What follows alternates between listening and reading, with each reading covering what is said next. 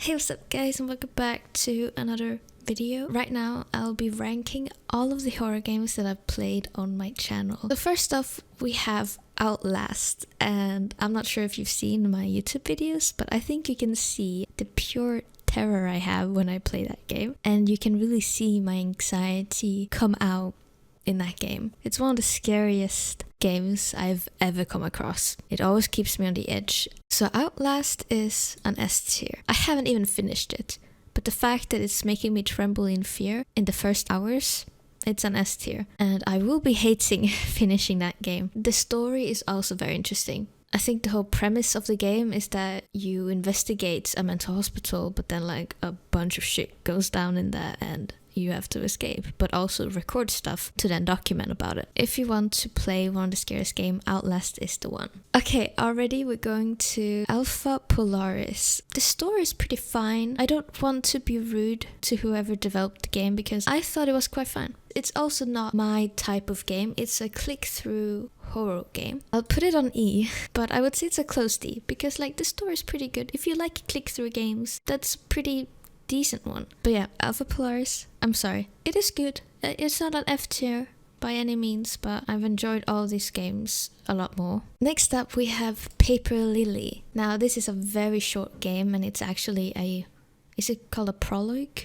A prologue or something. It's also a kind of an anime horror game kind of stuff. The story is really cool. It's about like someone doing a ritual. It might have some inspiration by Corpse Party, unless this was before Corpse Party, I don't know. It's about a girl doing a ritual in school, and things go south a bit. Story-wise, I actually really liked it. It's a B tier. I think it was a really cool game. Since it's just like a short game, it belongs on B, I think. Oh, okay. So next up is Outlast 2, and I didn't actually finish that game because the purpose of my video was like how not to play. So I was playing up until a point where I got stuck. I didn't allow myself to cheat. I kept going around and I kept getting lost. So I would say, since I haven't played it all yet, I'll put it an A tier. But if I play it again and I play through it all, it will probably be an S tier. So next up we have Alien Isolation. Okay, I haven't really played a lot of it. I don't own the game, but I will play it, and I will continue it on my channel once I get it myself. But it is a fairly scary game.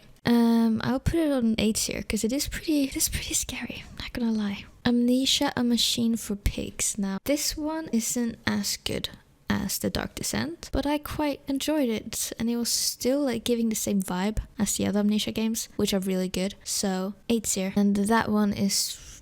Actually, I forgot what that's about. Don't ask me. Next up is Amnesia, The Dark Descent. So yeah, Amnesia is about a guy who ends up in a place and tries to escape. And I like that idea for a game because a lot of times I get frustrated and all I can think about is just drive away. Avoid this whole situation. Just don't go there, blah blah. But in Amnesia, it makes sense because he's stuck in a place that he don't remember how he got there, and he continues to try and escape.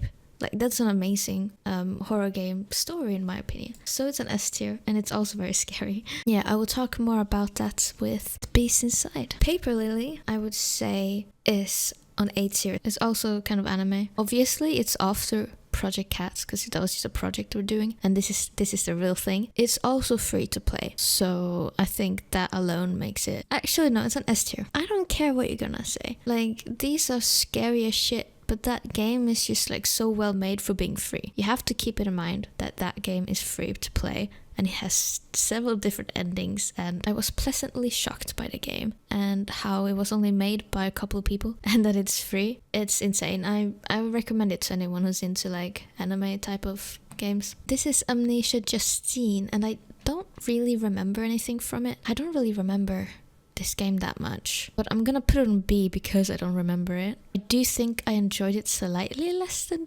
Machine for Pigs. Next up we have a kawaii horror game, which I'm just straight up gonna put on C level. It does have like some jump scares. It's a fun, cute little game with some jump scares in it as well. I don't remember if I got many jump scares or not. Oh my god, that's so cute. But nonetheless, it's a good short game. It's a fun game. but it's definitely not one of the scariest one or one of the best one. Next up we have Siren Awakening that I played for my channel, and I don't really have too much of a memory of it. I know already it's on D or C, but like it was also a very short game. I might just put it on D. If I watch my own video I might change my mind and put it on C, but I know for a fact it doesn't belong in S, A or B tier, but I'm gonna put it on D tier. I think I enjoyed it more than Alpha Polaris. Slender The Arrival, the game I played when I was 14 years old, and the video is still up on my channel.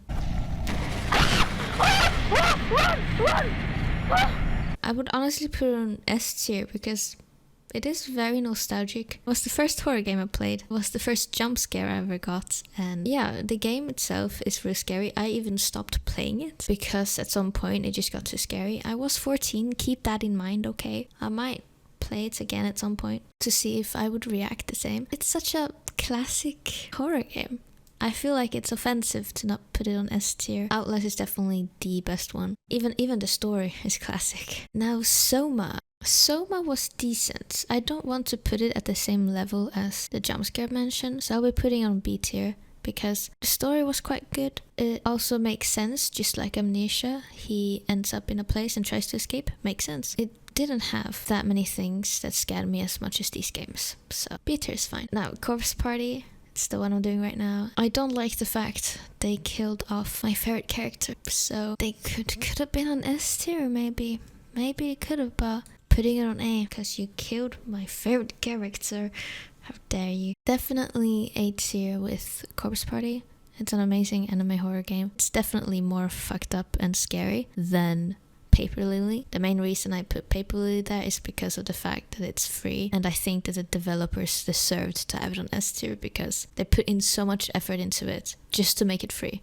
Like, I'm still shocked about it. But yeah, Corpse Party, A tier. And the same goes for The Beast Inside. The reason it is an A tier is because it's one of the games that gave me the most jump scares. So I think because of that just proves how scary the game actually is. And the story is quite good as well. There were many times I just wish they communicated or did stuff differently. Like I would have handled the situations a lot more differently than the characters. Maybe that's the point, that you're not meant to agree with the characters and stuff. I didn't like the characters that much. I wanna like the character I'm playing.